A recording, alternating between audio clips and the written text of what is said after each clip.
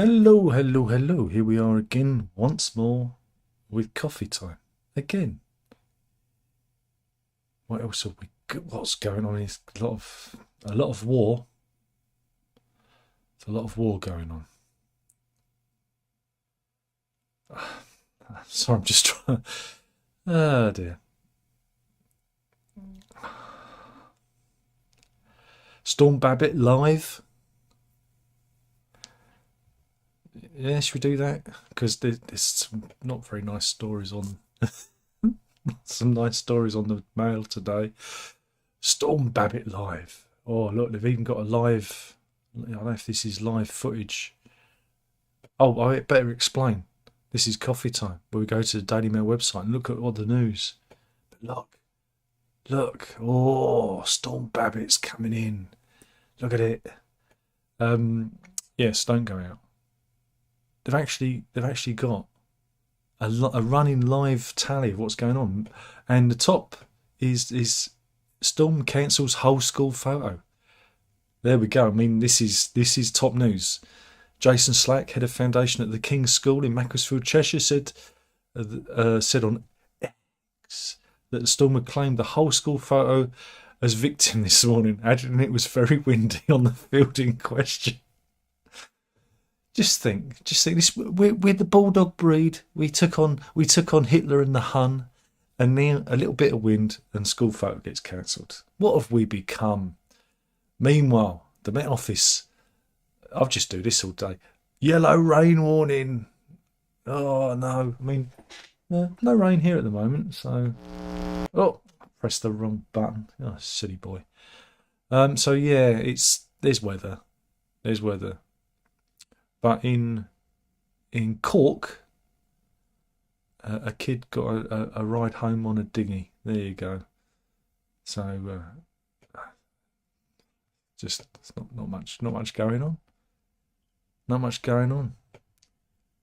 Meanwhile, holiday news.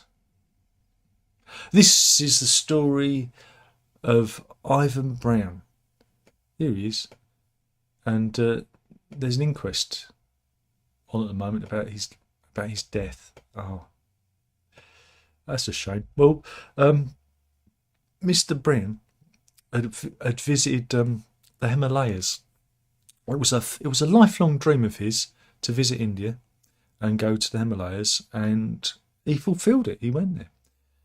Now, the 71-year-old clambered onto a low roof for a vantage point to get the perfect shot. He wanted a perfect shot of the Himalayas, right? Because where he was overlooking the mountain range. And let's have a look at the. This isn't the place, but it might have been the place. This is a stock image, but you get my drift. He was looking for the perfect shot, so he clambered on the roof, right? And became a little bit unsteady, reached out, grabbed a wire. There was an overhead cable, grabbed an overhead cable for balance, and electrocuted himself because it was live. He then fell backwards, hitting his head. But David Linder, his travelling companion, reckons he was already dead. But it doesn't help because Mr. Brown's wife, Jackie, told the inquest that he was so accident prone and once fallen down a ravine while searching for his drone and had to be rescued. This is up there with Rod Hull on his roof with Emu fixing his aerial, isn't it? But she added at least she was glad he was having a good time when he died. Oh yeah. So I don't know, what can we learn from this? I don't know if there is a lesson, but yeah, the retired pub landlord and Mr. Linder were in six weeks into an 8-week trip to India, fulfilling a lifelong ambition, and had visited sites such as Delhi and the Taj Mahal when they reached Dalhousie, a hill station at an elevation of 6,460 foot above sea level in the state of Himachal Pradesh on March the 31st. But wet weather meant that they had poor visibility of the Himalayas. But as they were leaving on April the 2nd, the weather changed and the sunlight broke through. and the pair asked the driver to stop at the village of Baikunth Nagar. And Mr. Brown clambered up onto a roof to get a better view and grabbed hold of a live cable. And that was the end of him. There you go. And he was a local from Norwich, and he'd run several pubs, including the Eagle, the Jubilee, and the Murderers. So there you go. So Norfolk story as well. Get a Norfolk story in. Oh God, can't do that one. Ah, dear.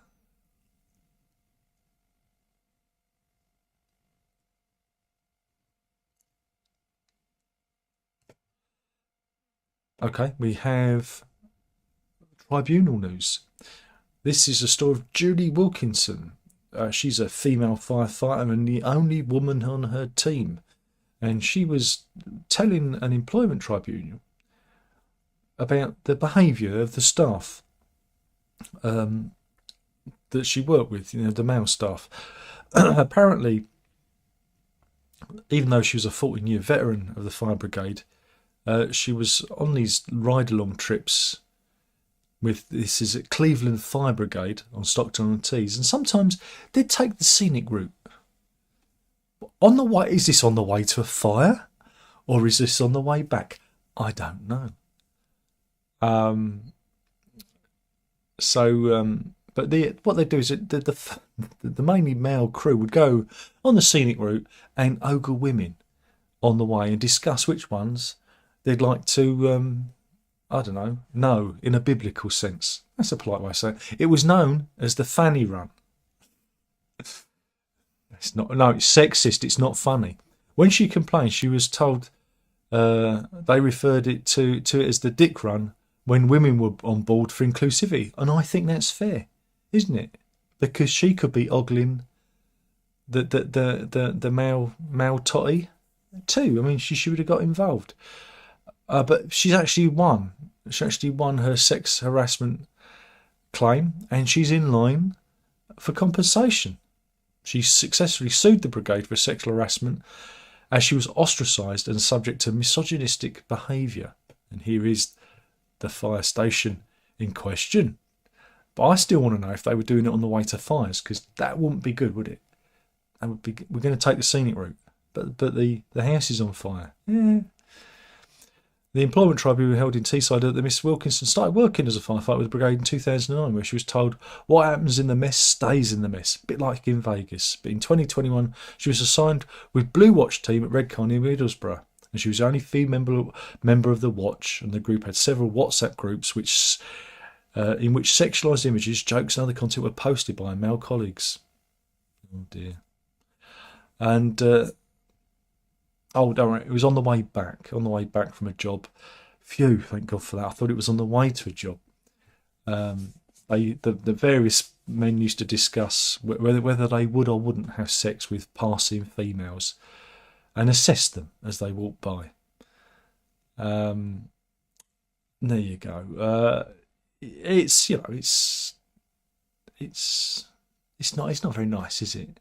Not very nice. And she's getting a payout. Miss Wilkinson's conversation we decided at a later date. Remember, hurt feelings equals big money. Big money. It should be a new quiz show, shouldn't it? What else have we got here?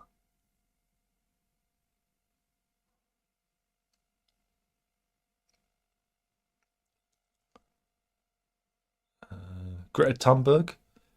She was in town yesterday protesting about, I don't know, the weather. But she was actually arrested and charged with a public order offence. Here she is. I think that's probably the best picture. Naughty Greta. Apparently she was charged with failing to comply with the condition on public assemblies. They won't jail her though. And it's the usual. It's the usual stuff. It's the usual thing, isn't it? Meanwhile, do you fancy a staycation with a difference? Are you, I don't know, maybe you're from Yorkshire and a bit tight. What's that? We've lost all the people in Yorkshire. I don't think we broadcast to Yorkshire, do, because they're too tight to pay for broadband. It's a joke. It's a joke. All the Yorkshiremen are laughing. Trust me. But yeah, if you want to go, if you want to do a staycation, you want to save some money, you don't want to, I don't know, book an expensive hotel or an Airbnb, Bournemouth is the place for you, because Bournemouth Council has basically given the green light to people camping, and I mean camping on the beach. Yeah, a seaside council has been accused of giving tourists the green light to pitch their tents on prized beaches after making an embarrassing U-turn over plans to clamp down on overnight camping. There you go. Since COVID, Bournemouth in Dorset has seen an alarming increase in tourists illegally pitching tents on the beach to avoid paying for hotel and B&B accommodation. And last summer, the local council received 169 complaints about tents on the beach. Although overnight camping is banned under long-standing bylaw, BCP Council has been powerless to stop incidents of fly pitching. The council has wanted to introduce a tougher order, giving warnings of £1 to hand out on the spot £1,000 fines. But now they've decided against it because they feared of being sued. The decision has been met with dismay by local residents and hoteliers, who say it gives people the green light to carry on camping. And here we go. This is someone camping on the beach. Again, okay. But yeah, so it looks like you could just go down there. I mean, it's a right old mess on there. Look at it. I made a right old mess. So there you go. Go camping. And here's like a little tent city's popped up. This is quite shocking. My. How many of those are tourists or just rough sleepers? Yeah, that's the thing, isn't it? But yeah, they're worried about being sued, even though there are bylaws protecting. What was that? That went blip then. That was a loud blip. It made the dog move. We can get a bit of dog cam in. There she is. Dog cam. Dog cam. This is a story. I saw this earlier. I read this at breakfast. This is the story of Alfred G. He lives in Stockport in Greater Manchester. Here he is, and he's holding a picture up of his late wife, and that's why he's looking so upset, because his missus Margaret was taken ill and was rushed to hospital, where she unfortunately passed away. And he was at home. He got the call from the doctor telling him the sad news. And as this happened, there was a big bang, bang, bang on the door. And he's like, oh, he was a bit confused. Goes to the door. It's the police. And they arrest him, accusing him of murdering his own wife. Because staff at Stepping Hill Hospital in Stockport found suspicious bruises on the lady. Again, she was 87 herself. And they arrested him, put him in handcuffs, and took him away. Here he is with Margaret on their wedding day. And don't worry, he was later de-arrested.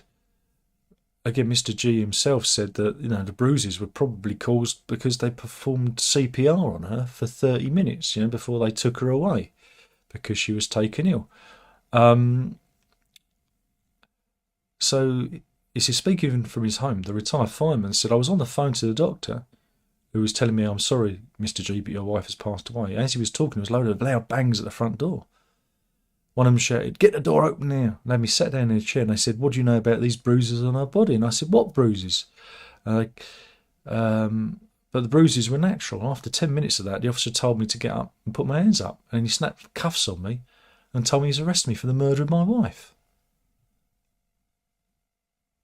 It was a shock of my life. How can they accuse me of murdering my wife? What sort of world are we living in? I love my wife, I'm shattered, my world is gone, and all because they found one bruise on her neck and other bruises on her. They cordoned off the house and made me walk down the driveway and have handcuffs. The neighbours were shocked and couldn't believe it. They put me in a police van and locked me in with a guard. Who did they think I was? Jack the Ripper?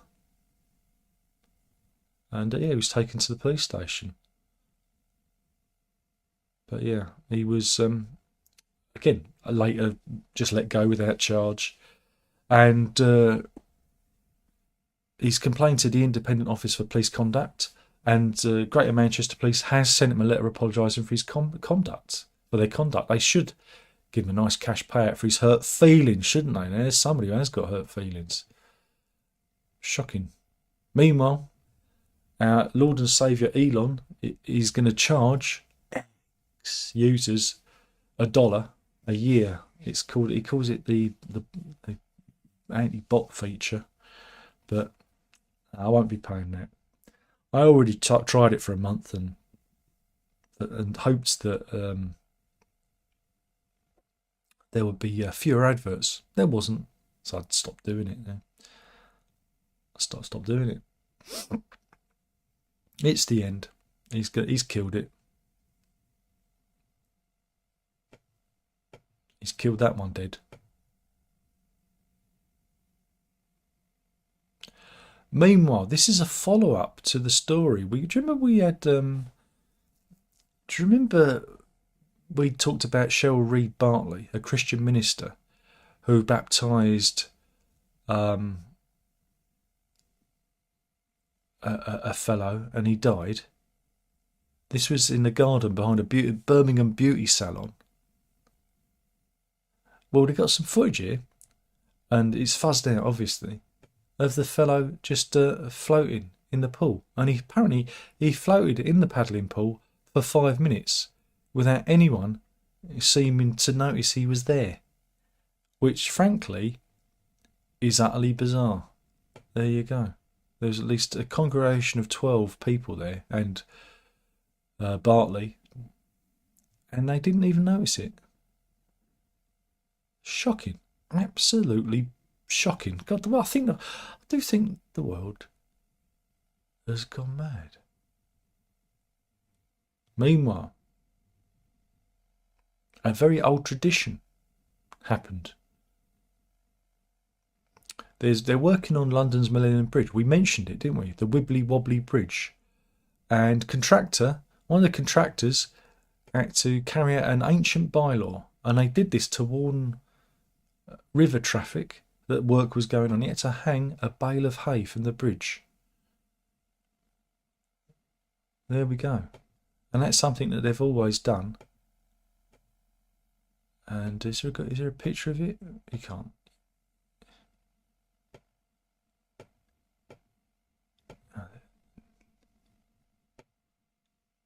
But they've got a picture of Boris Johnson when he was mayor on the bridge. There we go. Back in 2008. There's a man who knew a photo opportunity. Oh, here it is. And here is a picture of the bale of hay hanging from the bridge. I don't know how that's going to act as a warning to anyone, but that's tradition. There you go.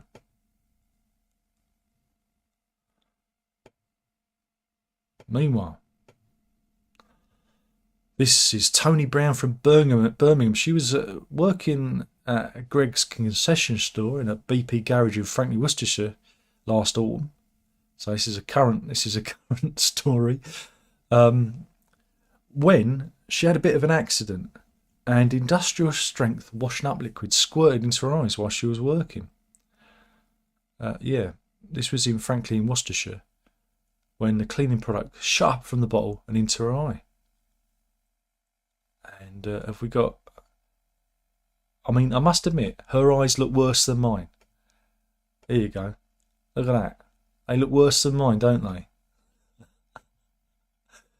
And,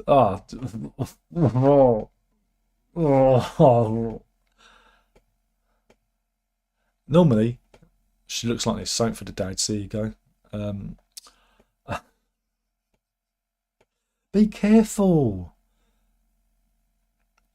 Miss Brown added, "It's been horrific. I never knew that washing up liquid could be so dangerous. My whole life has been affected as my eyes are really sensitive now and I have to wear sunglasses most of the time."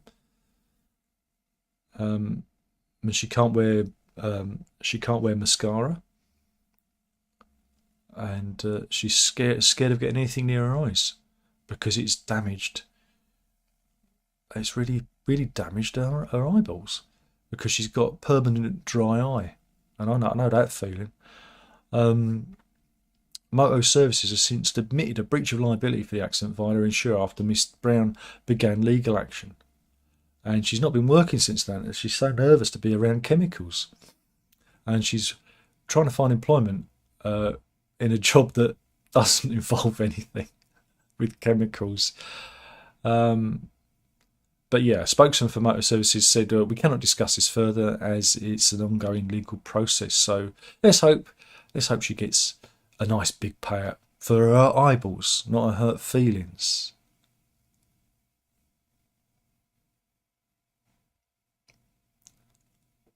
Can't do that.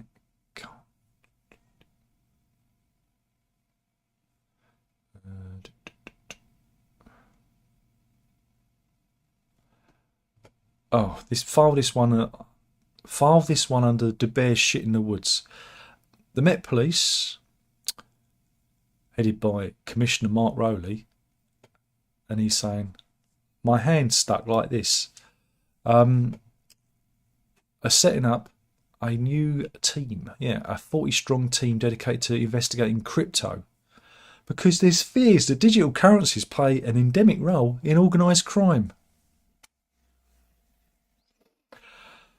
It's one of the reasons cryptocurrencies were set up, stupid.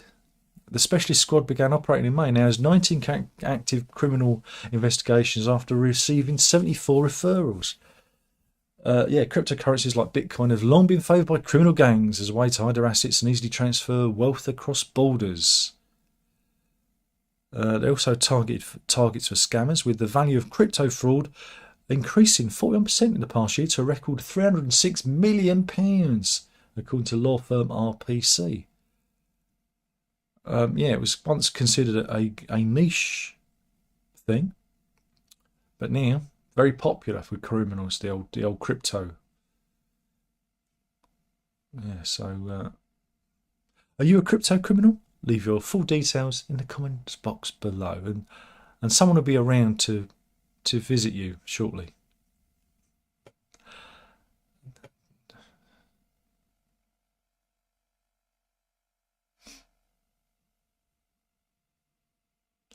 And we do have an update on NOS, or hippie crack. This is nitrous oxide. The Home Office has banned it. It's going to be banned from November the 8th. About time. Again, if you look at any of the streets locally, or where you are, you may see the little silver canisters, and now the big, more industrial sized canisters of these things. Again, nitrous oxide, if you inhale it, gives a high. It also strips your nervous system, the myelin sheaths in your spine, so it can end up leaving you disabled and giving you heart attack really young. But yeah, possession with intention to inhale and get high would be an offence, with users receiving an unlimited fine, a visible community punishment, cleaning up their own mess, a caution which would appear on a criminal record, or a prison sentence. Serious repeat offenders using nitrous oxide could face a jail term of up to 2 years, and those dealing the gas as a recreational drug could be jailed for 14 years. There we go, and here are some of those capsules that you might have seen. But we see, now, they're gone. We see actual industrial-sized canisters that large with fast gas written on the side. Because, hey, why do little ones when you can have massive, giant ones? And about time. I mean, it's taken so long to deal with this. And again, the mess that they make. I wouldn't mind if they put this stuff in the bin, but they seem to leave it on the side of the road or on the pavement. It's when you feel like you're an old git, isn't it? Kids today. Yeah. But it's also very dangerous. It's left some people disabled. Waste crews who cleaned up the Notting Hill Carnival in August estimate they were collecting 13 tonnes of laughing gas canisters from the streets. They reckon crews fill skips with an estimated 12,000 plus canisters. There you go. There you go. So that's a good thing.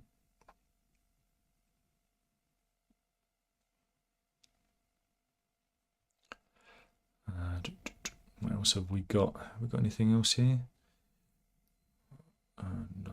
Might have to go to the funny folder. Oh no, I was gonna cover this one.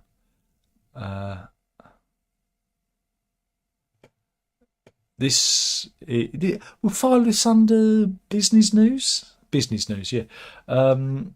Ex-QPR co-owner Tony Fernandes has come under fire. People were furious with him. Why were they furious? Because, well, it's quite bizarre. Because this is on LinkedIn. I think it was on LinkedIn. He posted this picture saying he'd had a stressful week. There you go. Something for the ladies today. Nice bit of beefcake there for you. And it shows Fernandes receiving a topless massage. Now, who doesn't like a topless massage? But normally, it's the other way round. The ladies got them out, if you know what I mean. Yeah. Tits out, hands shandy. You know what I'm saying, lads? You know what I'm saying? And people were just saying, what a bizarre post to make. Yeah, he says, and he shared the post saying, got to love Indonesia and AirAsia culture in that I can have a massage and do a management meeting. And he's since deleted the picture. Users were quick to respond, with one fan claiming it was unprofessional, while another called Fernandes inappropriate and absurd. It's a bit odd. But I mean, you know, I think he just, because here's another picture he showed, I think he just likes to take his top off. He should be on OnlyFans, shouldn't he, really? But there you go. Oh dear. It's a funny old world we live in. Again, no filter, no one to tell him maybe you shouldn't do these things. Meanwhile, stay-at-home news. An EasyJet Airbus A320 was invaded by a swarm of mosquitoes ahead of its flight from Amsterdam to Manchester last month. And the pilot on board was bitten by one of the mosquitoes. And then passengers were forced to wait 5 hours for the plane to be deep cleaned. I mean, really? Mosquitoes on an airplane? And here's a picture of an EasyJet plane, just for those of you who don't know what one looks like. Yeah. Because it can happen. And good news, everybody. The Wombles are coming back. I should make Thunberg one of the Wombles, shouldn't I? Yeah, the Wombles have been recycled for a third time. And will be back on TV. Been revived by Will Davis, whose credits include How to Train Your Dragon and the Johnny English series of spy spoofs. It's not the first time it's come back. I think they did one in the 90s? But so yeah, and it's going to be. Does it say roughly when it's coming? No, it doesn't say. But yeah, that's good. And if you don't know what a Womble is, here's what a Womble is. Maybe they can use AI to recreate Bernard Cribbin's voice, because he's no longer with us. Used to like the Wombles back in the day.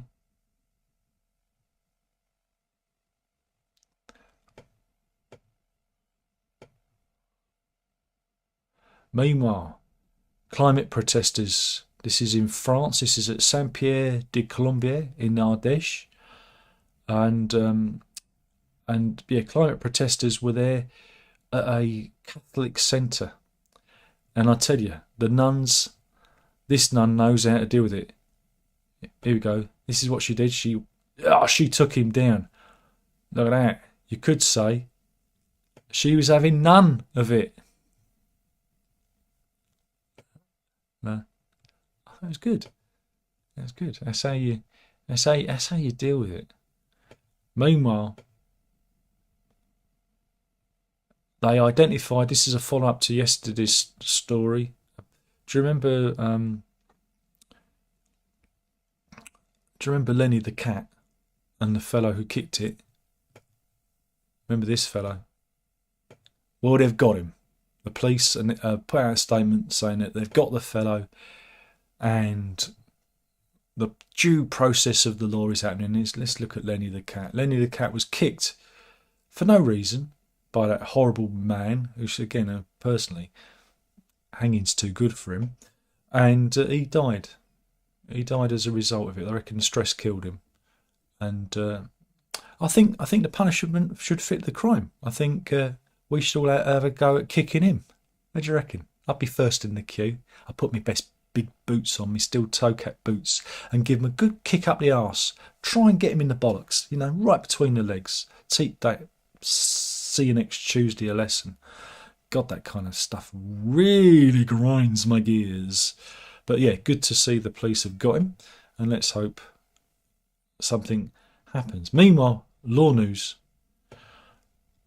Sometimes you need a criminal lawyer. Get the reference? No? Okay. But yeah, one lawyer called Brian Wender has been wowing them in court. Here he is. This is Brian Wender. And he's the guy you need, because he has won all 26 of his cases in Kenya. In the Kenyan courts, he has done an amazing job of winning his cases, But he ended up getting arrested by the Rapid Action Team from the Nairobi branch of the Law Society of Kenya, because Brian isn't Brian. He's a fake lawyer with no legal training, but he still managed to win all his cases. And he's masquerading as a lawyer called Brian Wender Ntwiga. And, fake lawyer news. So, blimey. I'll tell you, you want him on your side, because he's got 26 out of 26, no legal training. Someone just make him a lawyer. He's really good. But like I said, sometimes you need a criminal lawyer. Naughty Brian.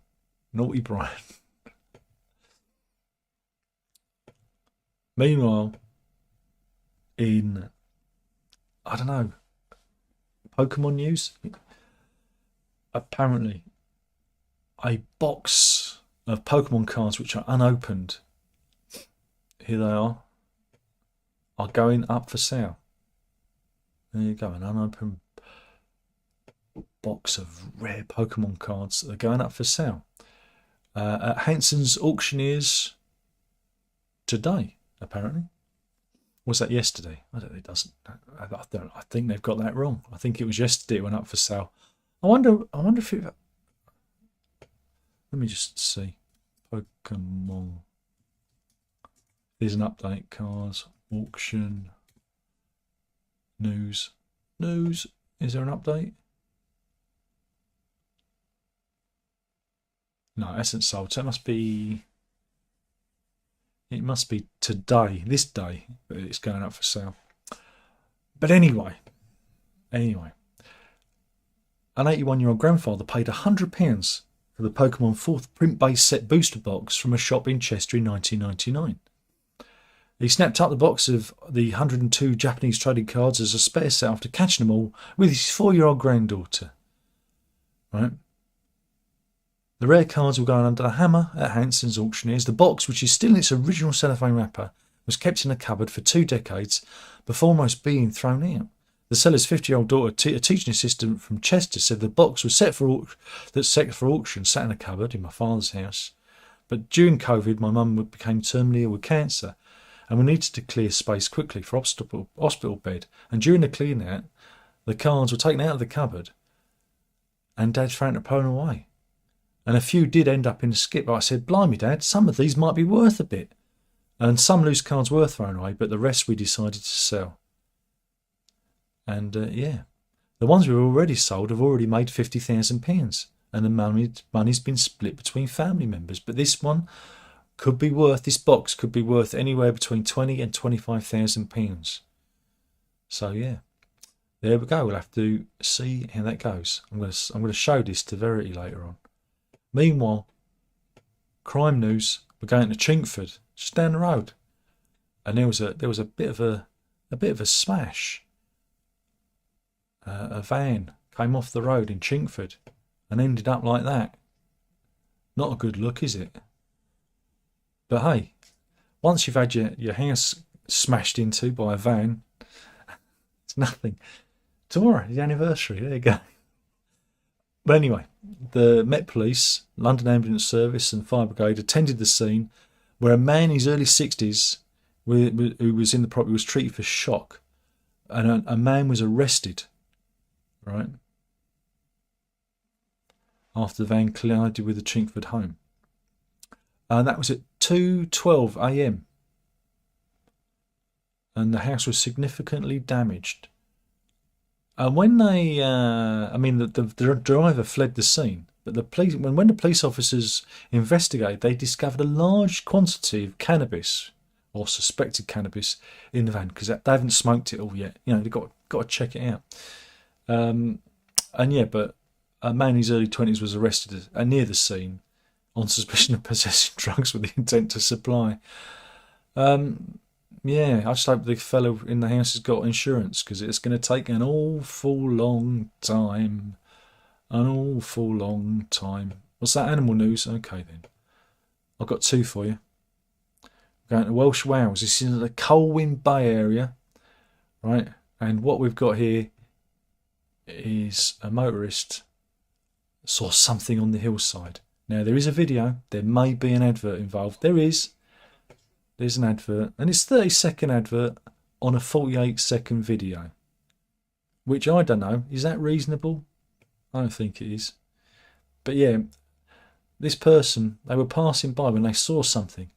They saw something on the hillside, and they pulled out their phone and they captured it. I wonder what it is. Everyone's going, Darren, what is it? I said, you're going to have to watch the video, aren't you? You're going to have to watch the video. Oh, and it's frozen again. Son of a gun. What is wrong with the Daily Mail and their videos? Let's try that again. I'm going to have to wait and do another 15 seconds.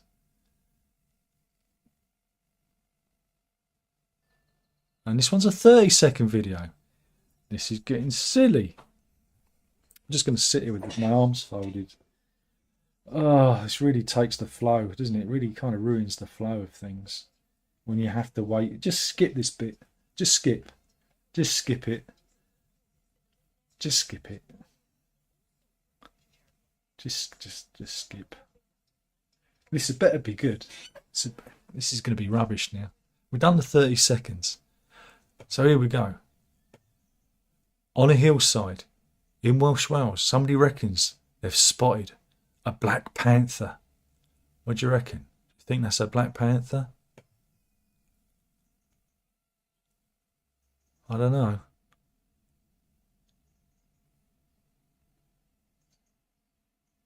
I mean, it looks sizable, doesn't it?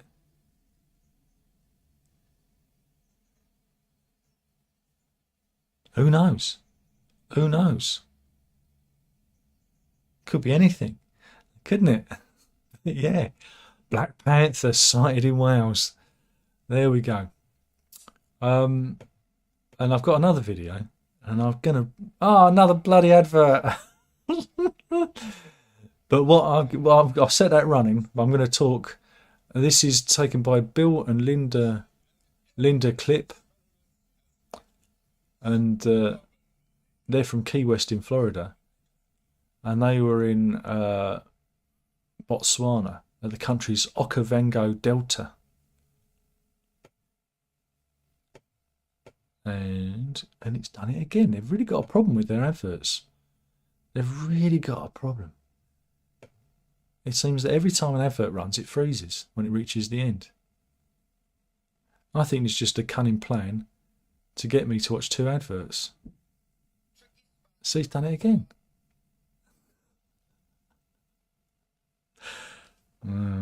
Grumble, grumble, grumble. But anyway, they're on holiday in Botswana, and they're both professional wildlife photographers, and they got some incredible footage. Trust me, believe me when I tell you this, and ignore the crappy Daily Mail website. Don't worry, the second advert's almost run. You freeze again, mother. You freeze again. Ah, see, it doesn't freeze. So we're capturing this footage of a hippo, right? There you go. Looks pretty impressive, right? Great footage.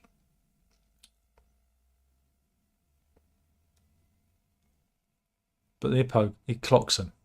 He's like, oh yeah, I want royalties on this.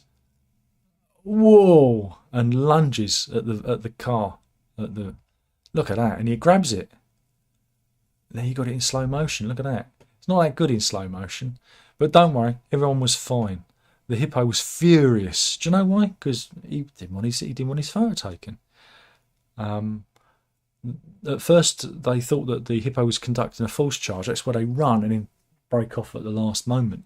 But yeah, it bit down on the front passenger side door and prevented the truck from moving. After 3 powerful clamps, the driver managed to reverse the vehicle and speed away. But no one was injured.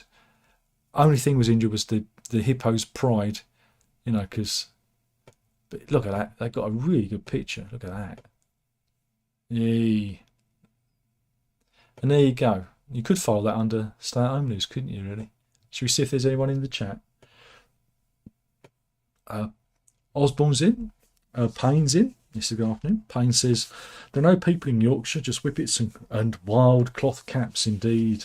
He said, people used to camp on the beach, but the tide has turned and they're not there anymore. Not in Bournemouth. Runs in. He says, hi. Payne says, that baptism drown is absurd and hard to fathom. He nearly did fathom it. The whole point is getting up again and walking out again. Yeah, that's the whole point. But it just seems utterly bizarre that they just were oblivious to this poor fellow face down in the water. You'd think they'd help him out, but I don't know. Osborne says, reminds me of some reason the bit baptism of You See No Brother Where Art Thou? Oh, great film that, except no one died in it. Or the one in Curb Your Enthusiasm. And he says, nitrogen oxide or deodorant sniffing, the choice. Or glue, just go back to sniffing glue. So right, he says, back in my day we lived in the neighbour's septic tank, indeed. And Run says, glad they found the cat kicker. Oh, they got him. And Simon says, put him in the stocks, indeed. And yeah, thank you for watching. That was coffee time. We'll do it all again. Killing the channel. One video at a time with the news. You know, you've got to drink it up. Ta-ta.